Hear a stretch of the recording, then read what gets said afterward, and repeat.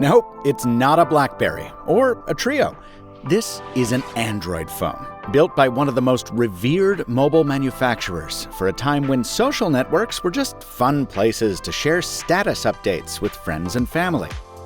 It was a more hopeful time, when phones were sold with pastel Post-it notes and promises to change your life for the better. Their commercials backed by instrumental tracks that blended the submarines with broken bells.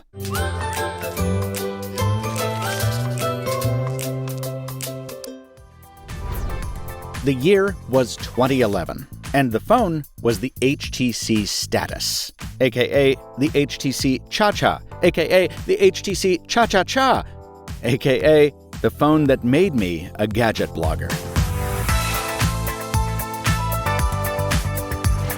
I will tell that job story at the end. To start, let's answer the question of why so many names?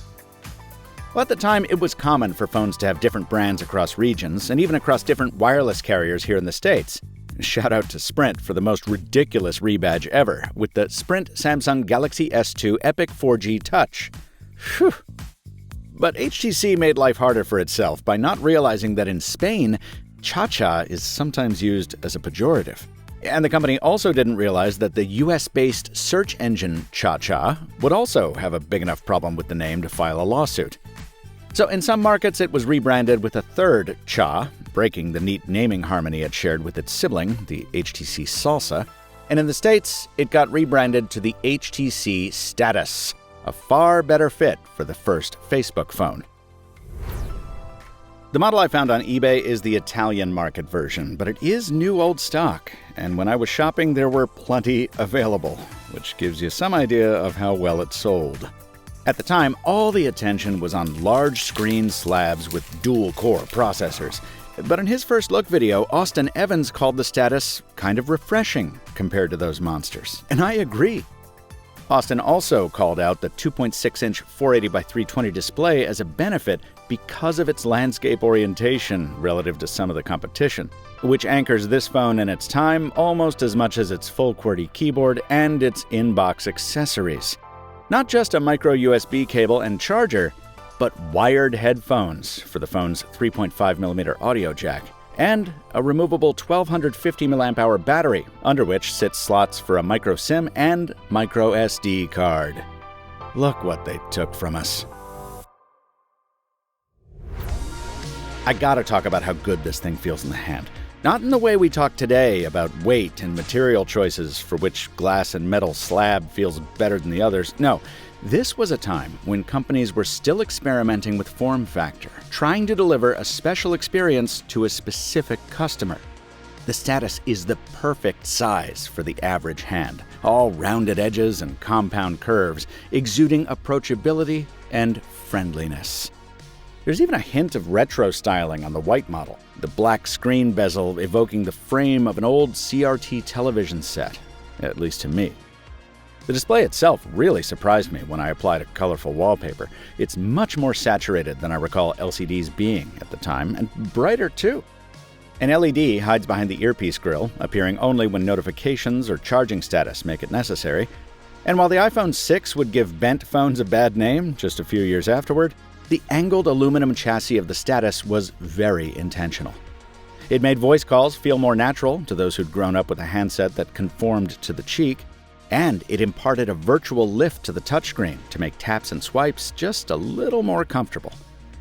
Many phones before and since have experimented with bends and flexes like this, and I've grown so used to that subtle ergonomic touch that even today, I often use my clamshell foldables slightly bent in an unconscious echo of this more fun era.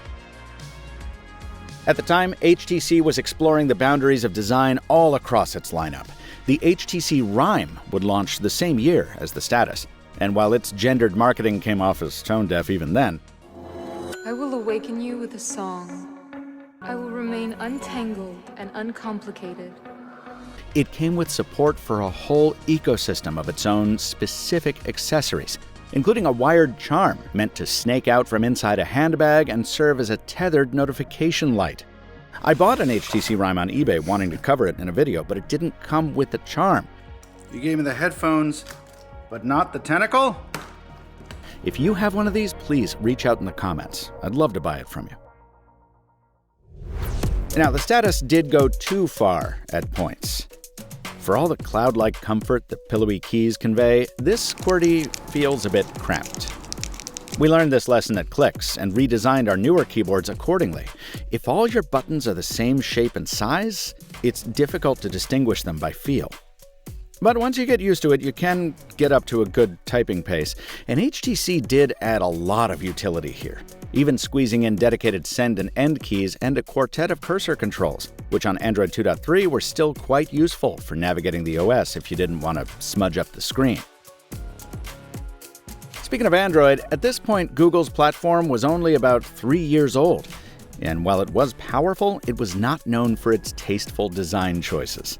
So manufacturers would devote a lot of resources to developing so-called skins for Android, custom launchers and features meant to modify the stock aesthetic. I'm trying to avoid saying lipstick on a pig, but it's also not too far off. HTC called its experience HTC Sense, and it added everything from new unlock mechanics — I really hated this skeuomorphic steel ring — to a whole suite of custom widgets, most famously the big weather clock. But it does feel pretty cramped on this small screen, and all these animations also added processing overhead that the Qualcomm Snapdragon S1 sometimes struggled with. Google disallowed sign-on from old Android builds like this way back in 2021, which means I can't demonstrate almost any of the Facebook integrations here. And that's a shame, because HTC put real thought into this. The company built custom widgets to add more glanceability to specific segments of your Facebook experience, which at the time, remember, was still predominantly people you cared about and actually wanted to hear from. And the dedicated button isn't just a lazy shortcut to the Facebook app, it's context-aware. So anytime you do something on the phone that conceivably could be shared, visiting a web page, listening to a track from your music collection, taking a photo, even visiting a real-life location that you might want to check into, remember Foursquare? Well, on most of these occasions, that button would light up, letting you know that, hey, you look like you're having a good time with that. Wouldn't you be having more fun if you shared it on Facebook? If it sounds intrusive and big brothery to our modern sensibilities, yeah, fair enough. But remember, this was before we all understood the addictive nature of social media, before its big pivot to profitability above principles, or at least before the public became broadly aware of it. So it was still an anodyne enough notion that Blink-182 appeared in advertisements for this phone. And the only frightening aspect called out in the Wired review was the prospect of an army of HTC Status users flooding everyone's feed with lame updates. And yes, lame photos. Today, we'd call these 5-megapixel snaps aesthetic, because even though I shot them at a dinner with friends just a couple days ago, they absolutely look like artifacts from a bygone era. Just like the display, the camera sensor is mounted in landscape for a pre-TikTok time. The 720p video is as grainy and frame rate limited as you'd expect. Low-light captures are impossible without blasting your friends' faces with the flash. And while it actually got passable marks from reviewers at the time, comparing the Status shots to samples from a modern Pixel 10 Pro Fold shows just how far we've come. So you see, it wasn't all likes and super pokes. As often as phones were fun, they were also finicky. You couldn't do much on this device without a microSD card, which wasn't always included. Want to change the display brightness? Better throw a widget on your home screen because there's no system toggles in the notification shade. And even the basics like phone calls weren't a slam dunk. When I used a card adapter to supersize my SIM to test the phone on T-Mobile, I was reminded of how much microphone quality mattered in a pre-voice-over LTE world. What fun. Oh my goodness. Phone Scoop was right. Whoever reviewed this for Phone Scoop said it was a little scratchy and not great.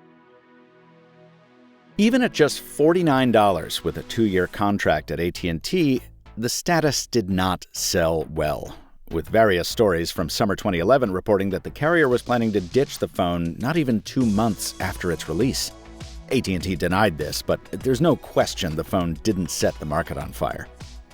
And that antipathy for the Status would blossom into outright rejection of the very notion of a Facebook phone just 2 years later, with the complete flop of the HTC First.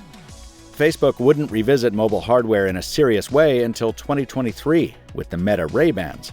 And HTC's smartphone division, despite releasing some absolute masterpieces of mobile hardware in the years to come, would ultimately fail to find independent success, eventually being folded into Google to forge a new future building Pixel phones. As we wrap up, I think it's important to say that the Status was so much more than just a Facebook tie-in. It was part of the last wave of messaging phones aimed at the mainstream. An affordable alternative to the top-shelf tall boys. A purpose-built communicator instead of a do-it-all Swiss Army knife. If someone built a phone like this today, with modern Android and a few purpose-built features, it's easy for me to imagine it sitting in my second pocket. And as we're seeing from outfits like Unihertz, Keyphone, Zinhua, and Sidephone, there's likely a market for something like this, even in our modern, far less fun world of phones. And finally, I know, I owe you an elaboration on the how I got my job thing. It's pretty simple. It was 2011. I was pivoting from being a voice artist and actor into, hopefully, being a gadget blogger. And a site called Pocket Now, which I know many of you remember, replied to me and asked for a writing sample. And for an editorial writing sample, I decided to defend the HTC Status against my perception that all the gadget nerds were crapping on it and not giving it a chance just because of what it looked like. I argued that it had a place in the market, and when I reread this email now, this submission now, it's kind of, it's embarrassing. It's obviously I hadn't written for an audience in a long time, and my my thesis was not the clearest ever, and I don't know that I defended it all that well, but I think reading it today I can still see echoes of my current attitudes toward phones when phones were fun. I will freeze frame it here, and also I will post it long form over on Threads at Captain Two Phones. Folks, if you enjoy throwbacks like this, I've got a whole playlist of them. Check them out. And if you had a Status, or you have a charm for an HTC rhyme, I'd love to hear from you in the comments, or over on Threads at Captain Two Phones. As always, no manufacturer was given copy approval rights or editorial input over this content, but disclosure, I am a co-founder of Clix Technology, which makes the Clix keyboard I showed off in a few frames in this one. Until next time, from Michael Fisher, thanks for watching. And stay mobile, my friends.